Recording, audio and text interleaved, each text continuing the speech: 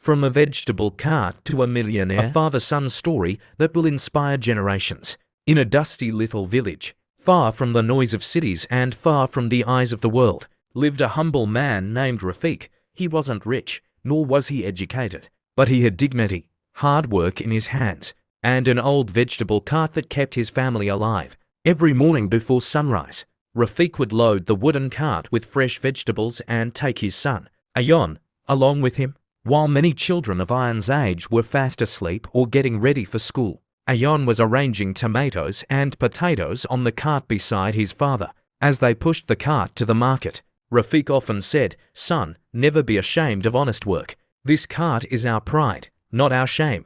Ayon would nod, but deep inside, he wondered, is this all life will be? Selling vegetables on the same streets, calling out prices in the burning sun. One day, something changed. While returning from the market, Ayon noticed a well-dressed man sitting in a shiny black car, typing on a sleek laptop. The man looked relaxed, focused, and powerful. Ayon's curiosity got the better of him. He walked up and asked, "Uncle, what do you do?" The man smiled and replied, "I'm in IT, I build things on the internet." Ayon didn't fully understand, but that night, he couldn't sleep.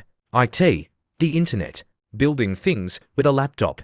Was there really a world beyond this cart? The very next day, Ayon took a bus to the city and found a public library. The computers were old and dusty, but they worked. He typed, "How to become an IT engineer." And that's where his journey truly began. With no computer at home, no money for classes, and no internet, Ayon became a warrior of willpower. He sold more vegetables, saved every rupee, bought second-hand books, and borrowed a friend's mobile at night to watch free coding tutorials, while others laughed at him, calling him the Sabziwala's boy with big dreams. Ayon just smiled and kept going. Every night, after working in the market, he would study until his eyes burned. Every small lesson he learned was a brick in the foundation of his future. After years of struggle, rejection, and long hours of silent learning, Ayon finally landed a small internship with a foreign company. He earned his first $100 online. It wasn't much to the world,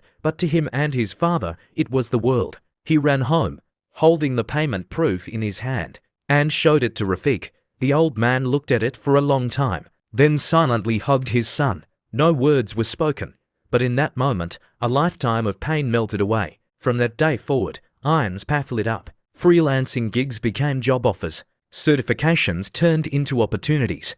And one day, Ayon built his own software company, hiring dozens of employees across the world. The boy who once sold vegetables in broken slippers was now walking into conferences as a CEO. But he didn't forget. He returned to his village and built a free tech training center for underprivileged children and named it Rafiq Academy, in honor of the man who taught him dignity in work. He even transformed his father's old cart into a full organic vegetable delivery business, fully digital, fully branded.